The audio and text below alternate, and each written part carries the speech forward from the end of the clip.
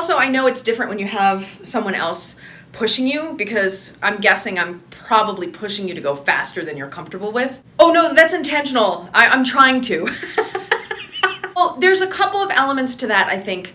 Right now in your practice, because it's so new, you're trying to get the muscle memory down, but also the rate at which you think about what you have to do next is a lot slower than the actual moves. So if you have someone that is facilitating you by pushing you forward faster than you would normally go and bypassing your mind so that you don't have to think, I think you can develop the muscle memory quicker. And I think as a result of that, it flows sooner, because even though you don't know how, somehow your body knows what to do and it like just does it on its own. So I mean, that is the whole point of these follow the flow videos, is so that you get the muscle memory of it without having to like, wait, what do I do next? Wait, what do I do next? Wait, what do I do next? Like that sort of thing.